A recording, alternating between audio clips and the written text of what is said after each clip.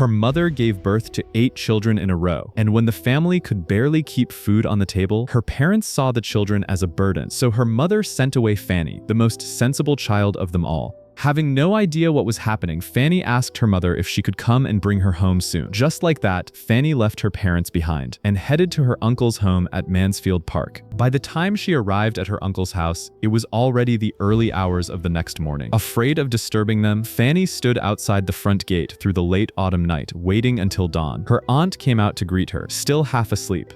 But instead of showing any concern, her aunt blamed her for arriving 2 hours too early. This aunt was the older sister of Fanny's late second aunt. After that second aunt passed away, she had stayed on to help her brother-in-law run the large estate. Her aunt introduced Fanny to her uncle by saying, "Their new little maid has arrived." In her aunt's eyes, this poor niece was nothing more than hired help. Even when Fanny's cousins saw her, they looked her up and down with clear disgust. They put Fanny in a storage room. Fanny asked her aunt how long she would have to stay there. Her aunt replied that if she behaved well enough, it might be forever. Although the storage room at her uncle's house was far better than her own rundown home, Fanny still could not hold back her sadness at being left behind by her mother. Just then, a cousin named Edmund walked into the room and kindly checked on her.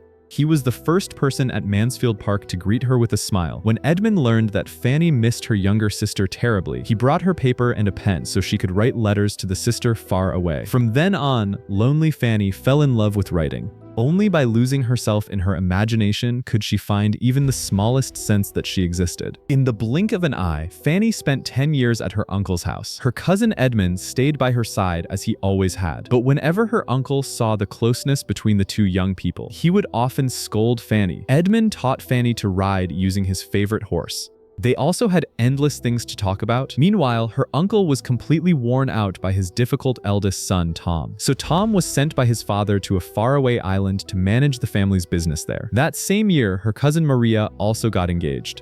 Although Maria's fiancé seemed dull and simple, his family was very wealthy, making it a good match for both families. One day, 2 well-known guests from Paris arrived at the estate. They were Henry, a charming, rich young man, and his sister Mary. At the sight of handsome Henry, the younger cousins Julia and Maria practically lit up. Only at the very end did their aunt reluctantly introduce Fanny.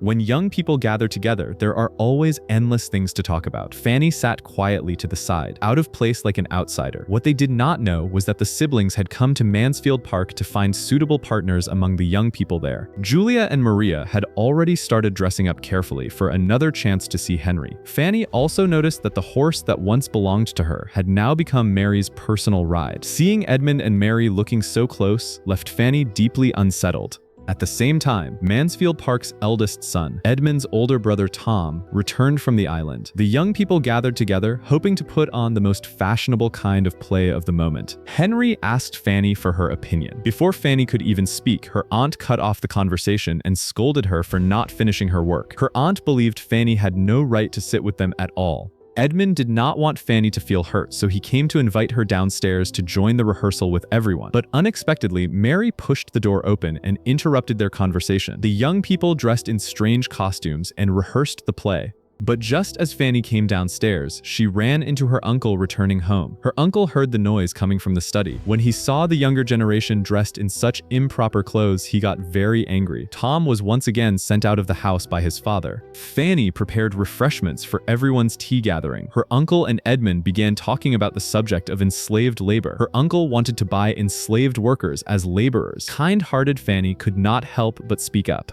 Fanny, who had always been ignored at the estate, was finally noticed by her uncle. Looking at the niece who had now grown into a young woman, her uncle suddenly thought it was time to find her a suitable place in life. At that moment, Henry stepped forward. He praised Fanny with great excitement and suggested throwing a ball for her so more men could see her beauty. Fanny felt as if she had become an object, as if everyone at the estate wanted to get rid of her. She felt deeply hurt.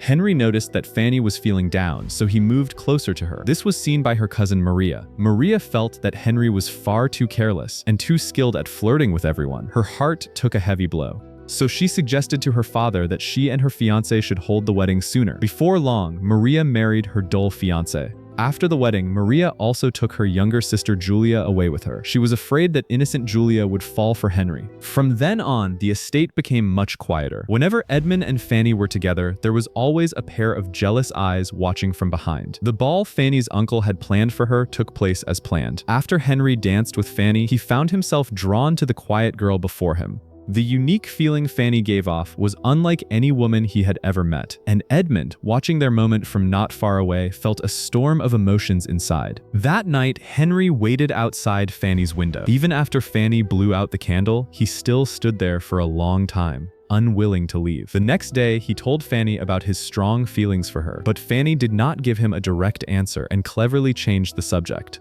A few days later, her uncle told Fanny that Henry was getting ready to propose to her. Her uncle believed Henry was wealthy and handsome, the kind of husband many girls dreamed of, but Fanny did not see it that way. She had no feelings for Henry, and she believed he was not nearly as reliable as he seemed. But her uncle thought Fanny was getting above herself, and he kept putting pressure on her. During this time, Edmund and Mary grew closer and closer. They seemed to have already become a couple. Fanny asked Edmund for his opinion, but Edmund said, "The fact that he chose you already proves his character cannot be bad. He can make you very happy, and you will make him a better man." Fanny suddenly felt crushed. Then her uncle said, "I will write to your mother tonight. Perhaps spending some time away from the polished, comfortable life at Mansfield Park will help clear your head." In the end, Fanny still did not give in. She followed her own heart. Even if it meant returning to that bare and broken home, she refused to marry Henry. As she was leaving, she felt deeply sad to part from Edmund. And Mary, who had taken her place in Edmund's life, was still pretending to comfort Fanny. The carriage slowly moved farther away from Mansfield Park. Fanny returned to the home she had not seen in 10 years, but her mother showed no happiness at all. Nothing in the house had changed, and the dirty dining table looked as if it had never once been cleaned. Only her beloved younger sister was truly happy from the heart to see Fanny arrive.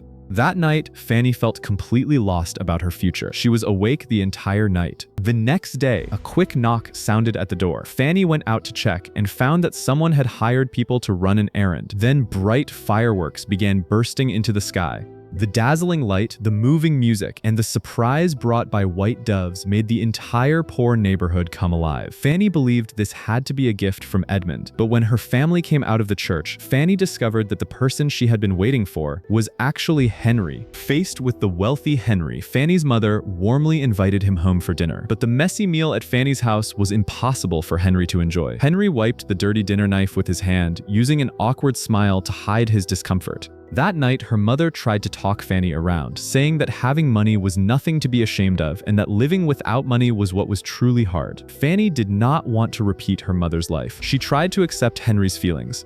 Seeing the woman he loved soften even slightly, Henry was beyond excited. But after only one night, Fanny deeply regretted her quick decision. When Henry came to her house again, she suddenly changed her mind. Henry felt as if he had been played, and he angrily said harsh things to Fanny. Watching Henry storm away in anger, Fanny did not know whether her decision had been right. The days of poverty passed one after another like this. Just as Fanny was feeling restless and upset, Edmund came to her door. But Edmund had come because he wanted Fanny to return to Mansfield Park. Their eldest cousin Tom had suddenly fallen very ill and needed someone trustworthy to care for him.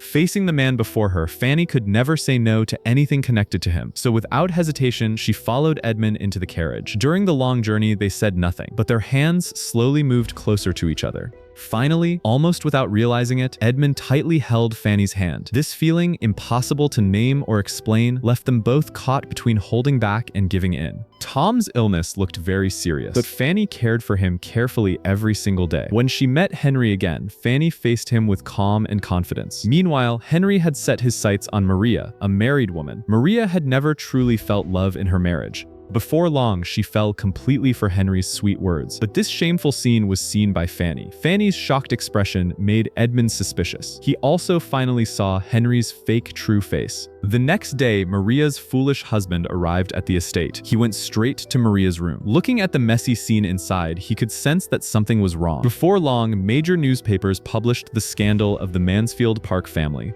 Fanny's uncle made Fanny read those harsh words out loud. Mary, standing nearby, was still making excuses for her brother. Fanny hit back without holding back, but Mary offered an even more shocking suggestion. She said they should let Henry and Maria get married. They could stay away from the two for a while, then slowly accept them again. After Tom dies, we can hold a grand wedding for them. Then Maria's reputation will be restored. These words may have sounded caring on the surface, but they showed her true plans and selfishness. At that moment, Edmund finally saw Mary's real reason for getting close to him. He said angrily, "Why are you wishing for my brother to die sooner? For money? For the estate? You and your brother came here to take control of our family fortune. Do you think we are all fools? You were always whispering bad things about Henry in my ear, and now I see it was all leading to this." Mary left Mansfield Park in shame. A few days later, Henry and his sister moved on to another rich social circle, continuing their search for the next person they could use. As for Edmund, he no longer tried to hide what was truly in his heart. He finally told Fanny the feelings he had kept buried deep inside for so long.